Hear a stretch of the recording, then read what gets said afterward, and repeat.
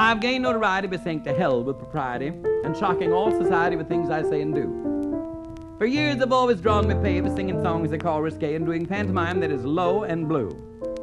But I am filled with great remorse at having been so base and coarse. So I made a brand new resolution: no more will I be risqué or sing a filthy rondelay or do a sketch that deals with prostitution. Bourbon has been to the cleaners. I am the essence of purity. Any little evil thought I promptly will squelch. No more will I be suggestive, I won't even belch. So the mayor of our city can go to his vice committee. Every writer I've had has been a vulgar person, so I'm getting my new material from a very different kind of person. Oh, Bourbon has been to the cleaners. I am the essence of purity. Now the entertainers whose stuff is quite obscene are going to bust a gusset when they hear that Bourbon's clean. Now there is naughty Nita Rae, the gal that's always singing I can't find a place to do it. If she could, it wouldn't make a bit of difference. I'll never forget once she played a stag. Somebody said, "Good God, Ned Sparks in drag." And then there's Dora Maughan, billed as England's big bad woman. When she hears I've been laundered, she'll do some fussing and fuming. Dora always said we were the two basest characters in this region. Poor Sal, now she's a sergeant in the Foreign Legion. I'll never get one. She did a number called Hard Luck. You heard it, I suppose. I met an old man last night, 83. I thought he had sold all his wild oats, but he had one left and he wasn't saving that for no horse. And she didn't get it. Neither did I. And then there's Miss Fisk, that gay old auntie. You've heard of her, Park Avenue's James Durante. She'll get me right on the phone. She'll say, "Ray, I'm going to scrap Mrs. Pattybone." I'll say that's all very well and good, but you only got to take out one part. That part where it says, "Mr. Pattybone, leap in the bathroom, naked as a newborn babe and twice as cocky." Oh, Mary, she'll go from ham to jam overnight. And Sophie Tucker, when she hears I've taken the cure, will stick her material right back in the sewer. Sophie does a number called Tit for Tat. That's the way I live. Well, she's got a lot of tat, and she's had a lot to give. And Mae West won't jump for joy when she hears I'm the Johnson's off his fair-haired boy. From now on, I'm going to be strictly highbrow. I'll be damned if I'll even lift an eyebrow. From bawdy lyrics, I'll try to refrain, but even a clean collar can get dirty again. Bourbon has been to the cleaners. I am the essence of purity.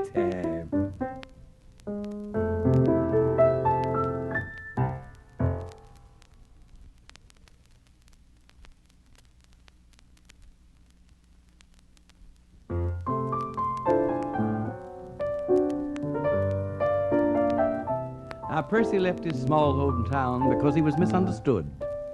And of all the places in this wide world, he headed for Hollywood.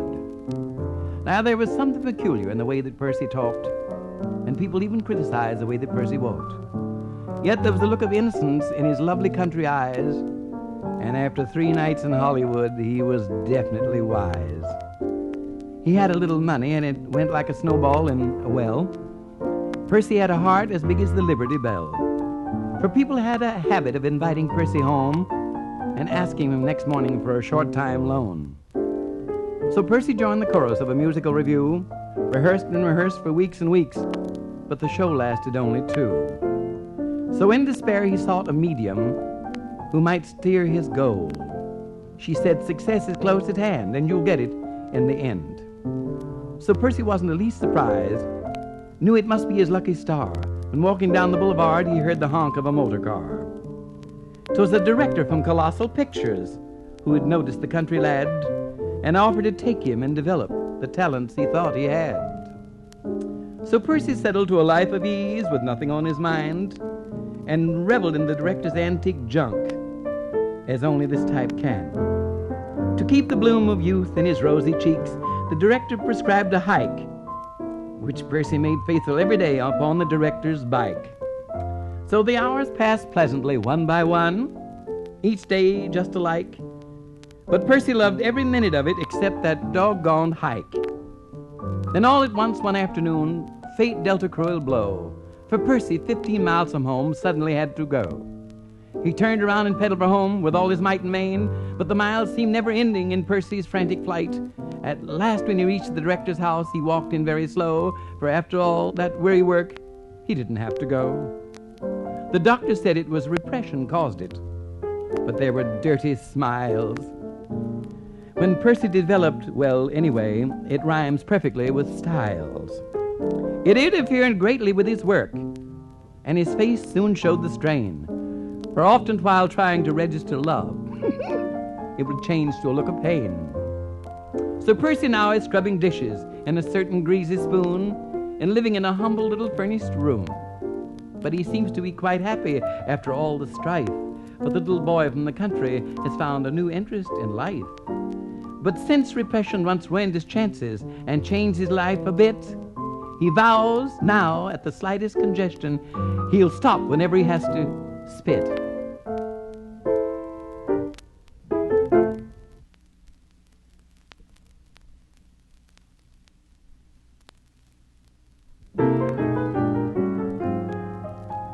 Now, back when Grandma was the lady, the big rage was Diamond Jim Brady. He was every damsel's dream of swell romance. If he looked at them with passion, they would paint in dainty fashion. But Grandma, she got a button off his pants. Grandma was an old souvenir hound. She had a piece of ash off one of General Grant's cigars, and one of the pots that Sitting Bull did his sitting on her in, depending on his mood. And Mom was quite a peacherino in the days when Valentino was the dear delight of every little flapper. If they even glimpsed the Sheik, they were too upset to speak, but Ma trailed him right inside the crapper. Oh, Ma was a bobby soxer before they even had bobby socks. She swooned before they crooned. She was a pushover for a profile. She couldn't say no to anything that wore an arrow collar. She was married and divorced 3 times before she even got out of high school. A lot of people think I take after her. I'm going to find out for myself as soon as she gets her parole. I go Graham and Mom one better in my bobby socks and sweater. I'm the terror of the celebrities of today. I don't stand for no rejection since I started my collection. Not a single stinker ever got away. Oh, what a premiere this is. There goes Lillian Lohung. Ain't she fat and sloppy? My God, they used to use baling wire in her corset to make her look like a human being. I'll see if I can get her autograph. Miss Lohung, dear, how about an autograph? Love that last picture of yours, dear. She a cab. She made an X. Oh, that's her. Good penman, that's all. She's a complete mess. Look at the front of her. She looks like the state of Colorado with 2 Pikes Peaks. I'm snotty, I'm vicious, I'm vulgar, I'm malicious. And people have been known to say I stink. For as I stand here by the hour, there's no time to bathe or shower. But I never, never, never run out of ink. Oh, here comes Miss Bankhead. Oh, let me see if I can get her autograph. Honey, will you autograph this book for me? Do it with a southern drawl. Yeah, here, take it. Oh, she's not going to write on my book. My God, she's kissed the page on there. She's left a whole print of her mouth. My heavens, they'll never believe that's her mouth. Thank you, dear. Oh, that one is the absolute end. Oh, as I said before, I'm vulgar, I'm vicious, and I'm even malicious. And I can't help it, that's the way it goes. Now, as they waltz or as they sambo at Ciro's or Macambo, lots of them will say they have no time to sign. If they're hurrying, I trip them. If they're snooty, I clip them. But I always get them right on the dotted line. Oh, look at George G-String. Ain't he gorgeous? The new star of Tarzan Pictures. Honey, how about your autograph, doll? I admire you terribly. Oh, what a basket. Oh, I mean, what a build. Look at the shoulders on him. They reach from here to there. I'd love to swing on a tree with you sometime, honey. Anytime your loincloth needs pressing, come on over and I'll take the wrinkles out. Oh, my claws are always set to grab a movie hero's autograph. My candid camera snaps some pretty shockers. I got a picture of Charles Boyer without his toupee and a stunning shot of Lana Russell's knockers. Oh, well, that's the way it goes. I'm merciless, I'm brutal, and ignoring me is futile, because the influence I wield is quite fanatic. Though they may travel with a high crowd, if I blackball them in my crowd, they can stick their Oscar right up in their attic. And Oscar won't do them a damn bit of good if I put the curse on them, believe you me. If I start the black ball rolling, I can keep more people out of movie theaters than a monogram picture. Now, there was one character try to give me trouble, and before she had the week out, I had her fixed. I had my gang working on her reputation so hot and heavy that the studio dropped her option. She became an outcast around town. You know what I'd do?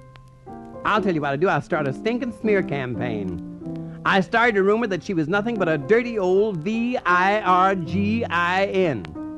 And after that, her goose was cooked.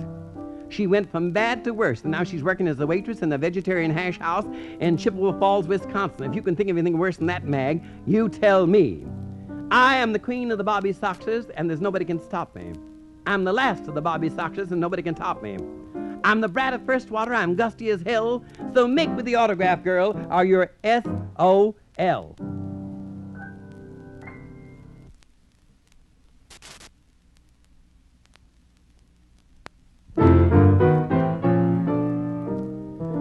Once I was puny and weak. My face was drawn and thin, and everyone said I looked like a Mickey Finn with skin. Until one day a friend said, Ray, there's one thing you should do.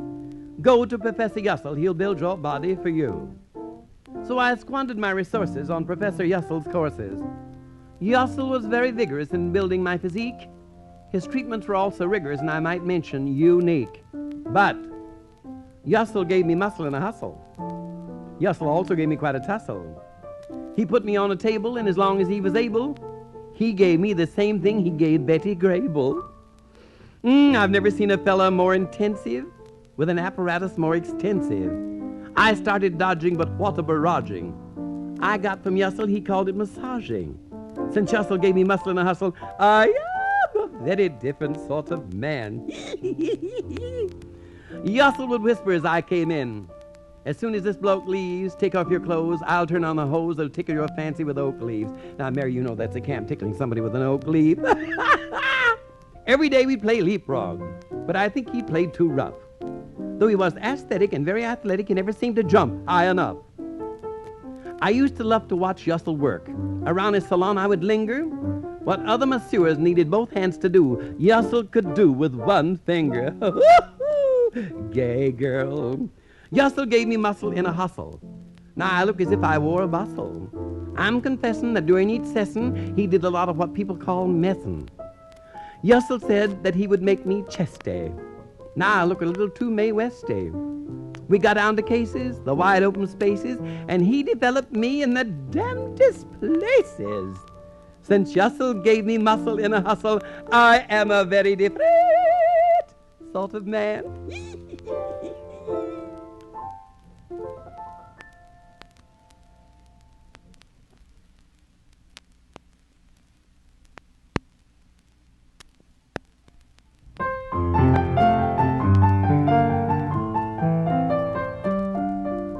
We're dancers of nature, that's what we are. In case any of you lugs are in doubt, we have an artistic nature that's took us quite far. So far we're damn near dead with the gout. We're both very vain, we never complain, we'll shake our veils here or there. But before we go any further, we must explain, this dance is the original daisy chain. Oh, we're victims of the daisy chain. We studied this thing at Vassar, you know. These veils we wear, they are symbolic things. They show we are maids of virtue. But look at the pans we've got on us. No wonder we've kept our virtue. For 40 years we've proclaimed the spring. For 40 years we've done this damn thing. For 40 more years we'll sing of spring. Nuts for the winter, hooray for spring. Oh, I'm going to tell you, shaking this veil has really got something. I don't know. I'm going to leave this forest to hell with the Dell. I'm going to get out on the highway and wave this veil. Maybe something will happen. Oh, got a nail in my foot. You'll note this rope of daisies is fresh and sweet from the woodland dell. Things we've done might seem crazy, but it's a good thing these daisies won't tell. We're like two barnacles on nature's bottom. When we sing about spring, all else is forgotten. We have no time to crow or strut when our chief died as a handful of nuts. Our dancing teacher's quite a dandy, just like a flower, a sweet little pansy. He'll grab up your veil and play peekaboo, but he always leaves a hole big enough to crawl through.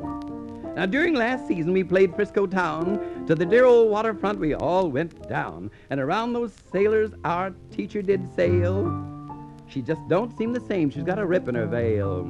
Oh, we're dancers of nature, that's what we are. Spring, spring, spring, spring.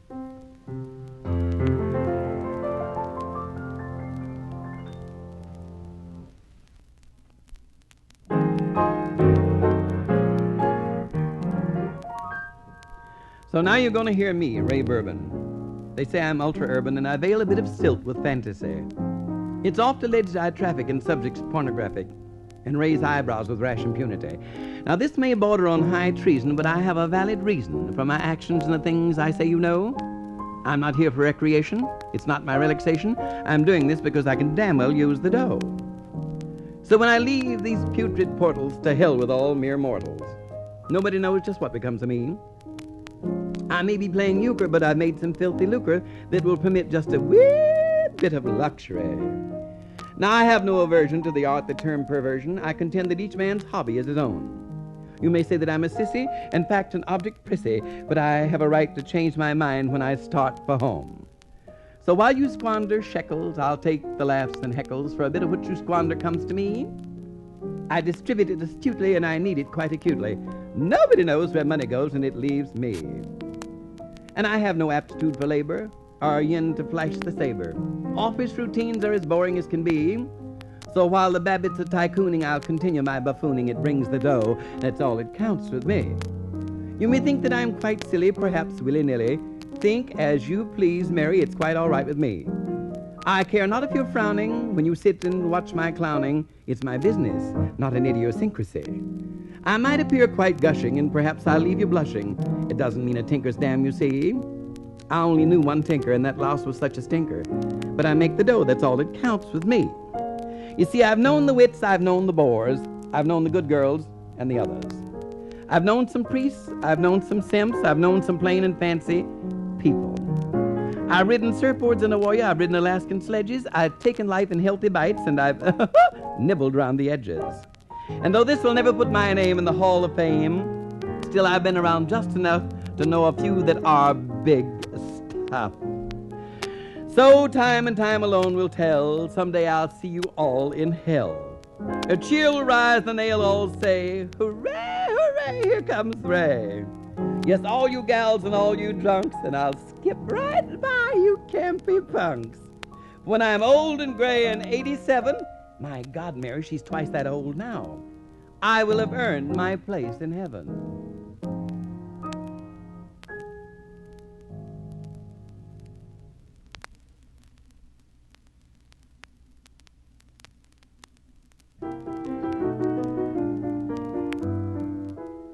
Now, Constance Anastasia Consuela van der Pew betrothed herself to handsome Willie Schmidt.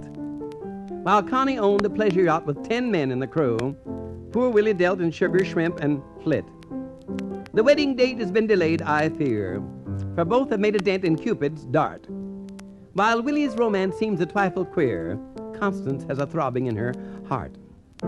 Quite by chance, as accidents will happen to us all, Constance met the handsome laundryman. As he tussled and he struggled with the sheets out in the hall, she could watch his bulging muscles as they ran. He knew that he was hooked when Connie looked into his eyes, and his blue ones stared right back into her brown. When Connie whispered, "My, you're big," he blushed as he replied, "I'm much bigger when these sheets ain't got me down." "I think you'll find, if you don't mind," coaxed Connie with a smile, "a few more sheets upon my bedroom floor." As he went in, she slyly grinned, but only for a while. Now Constance isn't constant anymore. Oh, this is hell. How can I tell this awful news to Willie? I know the darling boy will throw a fit.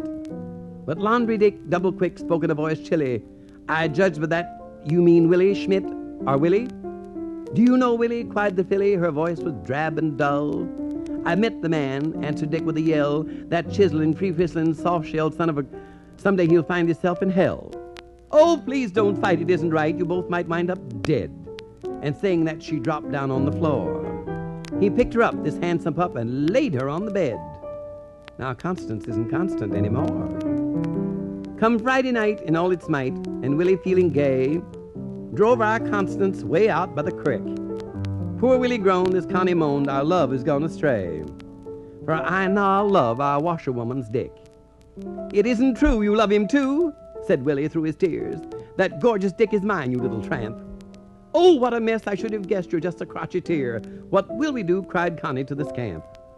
"We won't purloin. We'll flip a coin and split this myrmidon," they said, and tossed a quarter to the floor. "He's Willie's dick on weekends. Connie has him from then on." Now, Constance isn't constant anymore.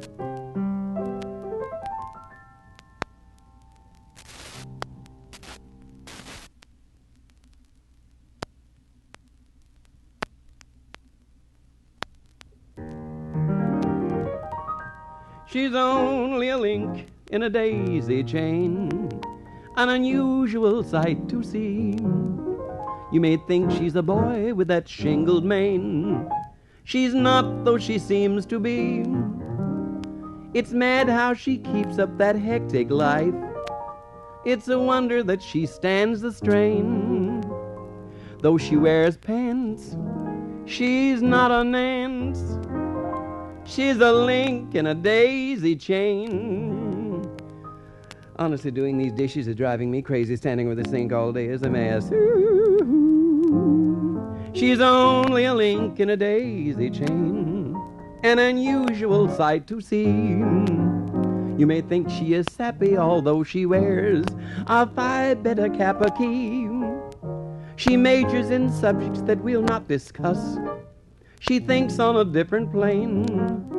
At the head of her class, she sat on her She's a link in a daisy chain. I wish that phone would ring. I'm trying to figure out what in heaven's name I'm going to do tonight. I'm doing housework. Harry never comes home on. I don't know what I married him for. Yes, I do, but that's another story. She's only a link in a daisy chain. Don't think that such things can't be.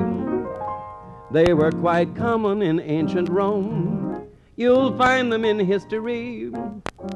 A psychiatrist tried to help her, but his efforts were all in vain. He says there's a hitch in this dizzy bitch. She's a link in a daisy chain. Oh, what a dull day this is, honestly. I wish somebody'd give a drag. I wish somebody'd do something. It's getting so dull nowadays, honestly. I don't go to nightclubs. There's no fun going to a nightclub. You just sit there and get stinking for nothing. She's only a link in a daisy chain, a puzzle that has no key. She walks with a stride that she cannot hide, and wishes that she were a he. She's joining the wax, where she'll make wise cracks, for pleasure but not for gain. And from the rank she can pick every day a new trick. Ooh, what a link in a daisy chain. Something don't happen tonight, believe you me, I'm going to blow my lid. I'm going to comb that white wig out and wear it low tonight. I think that's kind of day, I really do. I'm mad about that white wig. Look gay in that. I was sitting in a bar the other night, and a sailor said something, and another sailor had been looking at me longer than he had, and the other sailor got and hit him with a bottle. Oh, Mary, it was a camp. When the wagon came, they arrested me. They let the two sailors go home together. I'll swear I'm always in the middle. I mean, I'd like to be, isn't that disgraceful? She's only a link in a daisy chain, but doing it to a T. Her manner is gruff, her voice is rough. She's as butchy as she can be. At Vassar they classed her highbrow form. She has a stupendous brain. At sports she is fine, scores a solid 69. What a link in that old daisy chain. She's only a link in a daisy chain, but when she goes on a spree, she sits at the bar where those minties are, cuddled up knee to knee. She wears a decoy that's her pride and joy. It's driving those dykes insane, for they just can't say no to that gay old dildo. What a link. What a link in a daisy chain. I think I'll go cruising. I really do. I think I'll go cruising. Goodbye.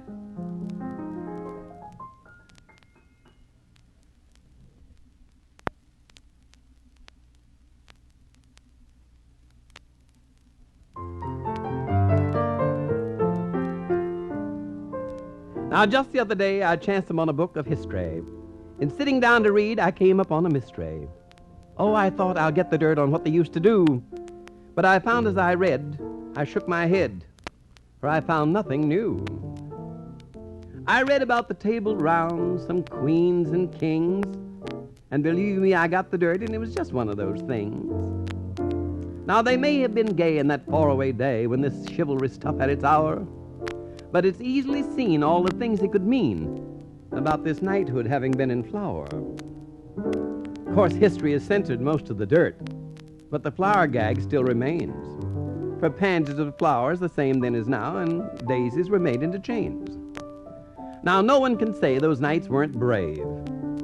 Their tournaments, they'd show all their might. Two big, gorgeous men would quarrel, and then they'd decide just who was right. What a beautiful sight in their armor so bright, with some fair lady's scarf as a charm. But what an odd state of things. Can you imagine some prize fighter in the ring with a pink ribbon tied around his arm? What a camp that would be. Now, in some lonely place, they'd stand face to face, giving each other a dare. Then they'd slowly advance, with their hands on their lance, and their spears sticking straight in the air. They would joust for a bit, oh, but very polite, with a compliment in every speech. Oh, I say you fight well, and I really must tell you how I admire your long reach. As to what happened next, I am terribly vexed. History sure makes me frown, for it leaves me to guess just which knight had success, the one that stayed up or went down. But it can't be denied they were both satisfied, for you know how those tournaments were. They were fun, they were gay, and they liked it that way, when knighthood was in flower.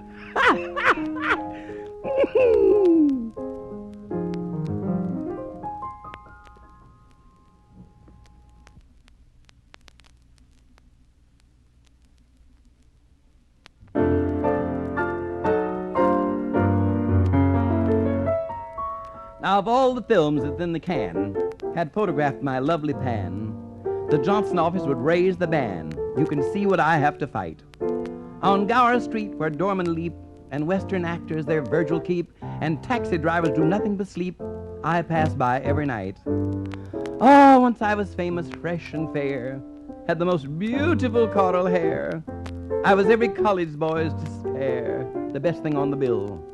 Oh, well, those days are past, and I've lost me lure at last.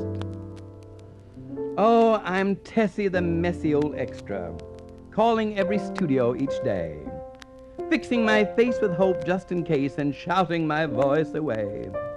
If I'm living in sin and have gotten a bit thin, it's a shame to suppose that I show it.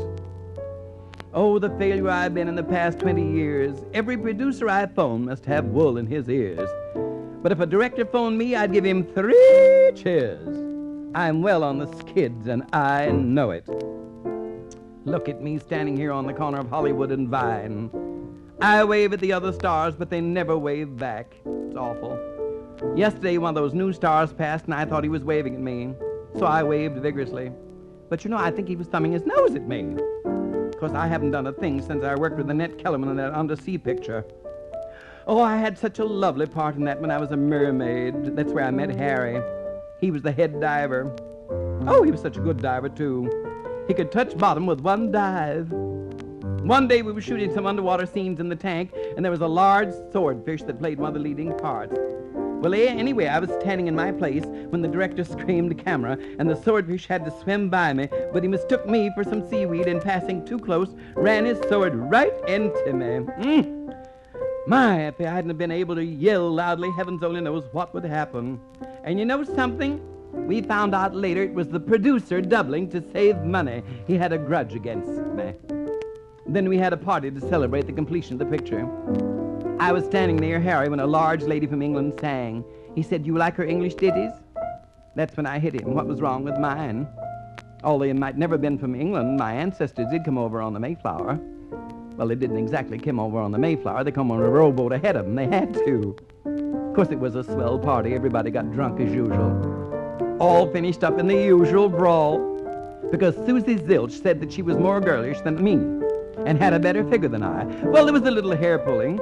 A little bit. When it was over, there was enough hair on the floor to make a hair collar for Marlene Dietrich's costume for her next picture. Of course, it was a nice party. Everybody came dressed like pirates and mermaids. Oh, those pirates. In the old days, pirates are supposed to be bold, bad men. Well, most of the pirates came with lavender flags, and the crossbow on their hats were positively lavender. The house was all decorated like at the bottom of the sea, you know, coral, seaweed, large caves. And at midnight, a diver came through the ceiling. I asked him what he was looking for. He said, for an old wreck that sunk very low. I said, that's me. So I'm Tessie, a messy old extra, trying to make a small loan. At Central Casting, I'm always blasting, calling all day on the phone. If I seem a bit stale and my shape's like a whale, and my wild oats is starting to show it, on location yesterday, I completely lost my poise. A truck passing by said, hello, boys! And the only reply was a very rude noise. I'm well on the skids, and I know it.